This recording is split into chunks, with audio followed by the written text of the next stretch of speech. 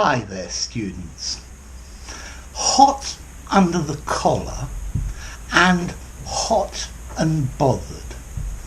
These two are very similar, but there's a slight difference, a slight nuancing difference. I think if somebody gets hot under the collar, particularly with the word get, it means they get angry, they get annoyed. Okay, so he gets very hot under the collar when people are late. She gets very hot under the collar when people disagree with her. Okay, you could also use hot under the collar to mean embarrassed or nervous or upset, agitated. But for the agitated meaning, hot and bothered is a much better idiom. Okay, if you're hot and bothered, you feel anxiety, you might get a bit angry, you might be upset, but hot under the collar is stronger and more angry. Yeah, if you're hot and bothered, I think this is better for nervous or embarrassed. So he's getting very hot and bothered about his exam.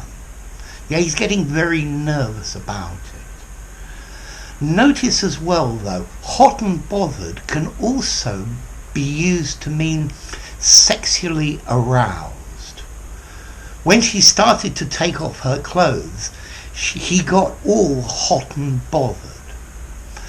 Let's see, you get hot and bothered normally as a result of pressure, of something that's pressurizing you.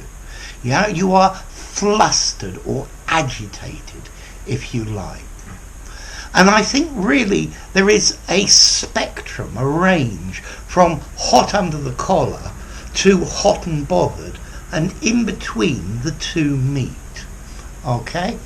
But hot under the collar, the strong point of this is to get angry, yeah? Whereas hot and bothered, agitated, uncomfortable, anxious, normally as a result of pressure, because somebody's pressurizing you, okay? And notice as well, hot and bothered, aroused, sexually aroused. Okay, both of these idioms are informal, yeah, they're very informal, yeah, you can't use them in a formal document, yeah. Notice as well, with both of them, get hot under the collar, get hot and bothered, but as I said, they're both very informal. In more formal circumstances, I would use to get angry, to get annoyed, to get upset. Whereas with hot and bothered, to become anxious, to become aroused, to become agitated. Okay? So notice they're different formalities. So, hot under the collar, angry. You can use it for nervous, embarrassed, upset, uncomfortable. So, when they started telling rude jokes, he felt a bit hot under the collar. I think if you say he got a bit hot under the collar, this is saying he got angry. Whereas when they told rude jokes, he started to get hot and bothered. He became uncomfortable because of the jokes. Or maybe even he became sexually aroused. Okay? So, to get hot under the collar, to get anxious, to get hot and bothered, to become anxious, uncomfortable, maybe a little irritated, you're flustered. It's a good word that, flustered. So, there you go. Two informal idioms. Hot under the collar and hot and bothered. So, what gets you hot under the collar?